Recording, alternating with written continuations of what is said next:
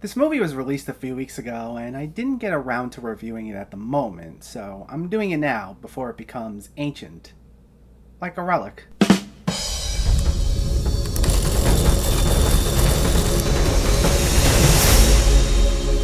Relic stars Emily Mortimer as Kay, who goes searching for her mother Edna, played by Robyn Nevin, after she goes missing. Aided by her daughter Sam, played by Bella Heathcote, they quickly find her. However, they begin to notice a sinister presence haunting the house and taking control of Edna, which causes Kay to remember some painful family history. Welcome back to my channel. If you're new here and you like movies, whether it be blockbusters, hidden gems, or everything in between, make sure to hit that subscribe button so you can stay up to date with reviews of new releases and some classics. Today, let's talk about Relic. This was directed by Natalie Erica James, who also co-wrote the screenplay, and this is her feature debut. She's previously written and directed short films over the last decade, which I haven't seen, but this makes for a strong feature-length debut. I can tell this is someone who has a very keen eye for horror. This is a movie that never once relies on jump scares. Everything is meticulously crafted. A lot of the scares are built up through slow-moving, creepy imagery. Every so often we'll get like this eerie, screeching sound, but it's never that abrupt, obnoxious noise that you hear normally accompanying a jump scare. It'll be a sound that lingers for a few moments, and there are times it'll send chills up your spine, especially because it's accompanied by a lot of disturbing imagery. The grandmother, Edna, when she's found by her daughter and granddaughter, is discovered to have dementia, and we see this manifest itself in a number of ways. Sometimes it's just her behavior. She may lash out, get angry, not remember someone specifically, but other times we see this physically manifest itself in a number of ways, whether it be changing the environment or even invading characters' dreams. There are images we'll see in the house that may show up in a dream that Kay has, or it'll manifest itself through moments of Edna harming herself, and it can be really creepy, disturbing stuff. There were times where I felt extremely uncomfortable watching this. And what makes it so effective is its mixing of horror and family drama. This was something that another horror movie from earlier this year, You Should Have Left, also tried doing, but it wasn't as effective because of its jarring shifts in tones. This strikes a much better balance between that family drama and horror. What helped was that Natalie Erica James drew inspiration from personal experience, and you can sense the focus on scares drawn out through issues with interpersonal relationships. It mainly takes place in this one house, and we learn pretty early on that this house contains remnants of another house that Kay's great-grandfather lived in, and he suffered from a lot of the same problems as Edna, having eventually died from dementia, and he was abandoned by his family, which mirrors to a degree the relationship that Kay and Sam have with Edna. It's established from the beginning that they're not exactly close. But this explores through the physical manifestation of Edna's dementia, the stigma that's associated with those who have a mental illness, and the way in which those suffering from a mental illness may not be given the proper attention they need, even from their loved ones. Kay's great-grandfather died abandoned by his family, and it seems as if the relationship between Edna and her family is destined to go down the same route. Because it's heartbreaking to see someone you love suffer from this horrible disease, but for the longest time, the general attitude towards mental health has never been exactly the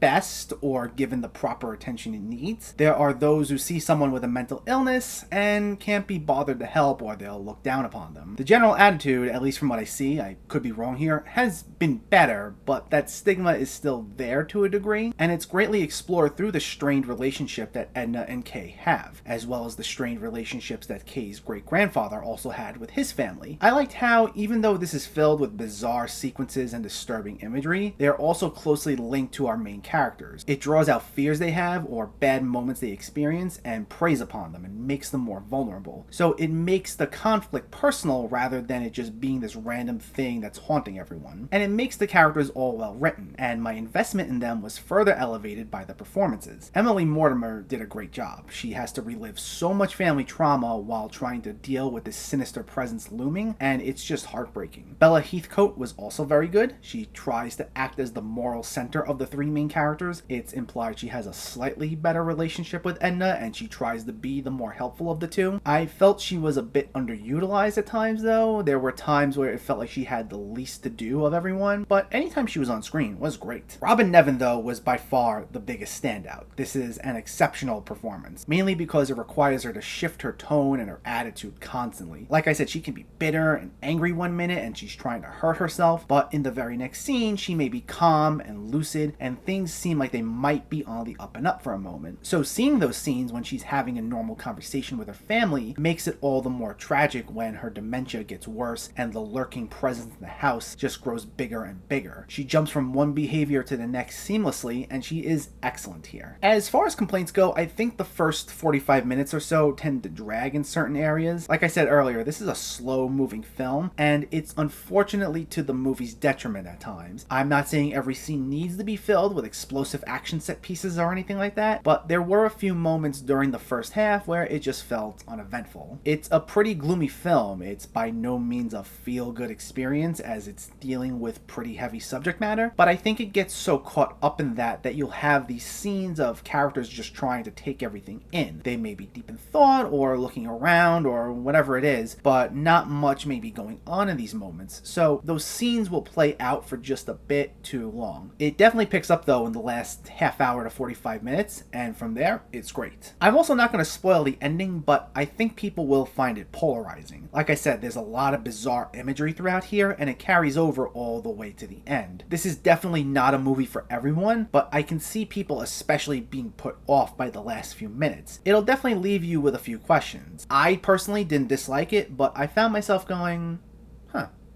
interesting choice. But I'll leave it at that. Overall, this was a solid entry into the horror genre. It's a nice debut for Natalie Erica James, who shows she has a really keen eye for horror, which is something we definitely need more and more of. It can be very slow-moving, which is to the movie's detriment at times, but it touches on some great themes such as the effects of mental illness and seeing it through this lens of horror. It gets the tone down right, but like I said, it's not going to be for everyone because it is a very gloomy, depressing film, but it's boosted by 3 very good performances from Emily Mortimer, Robyn Nevin, and Bella Heathcote. It's on VOD now. Check it out if you can. Relic gets a 7.5 out of 10.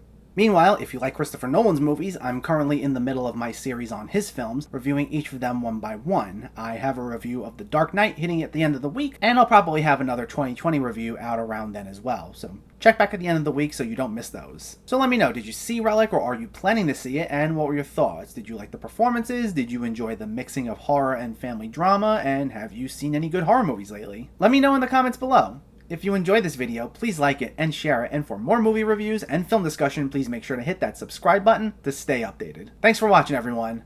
I'll catch you next time.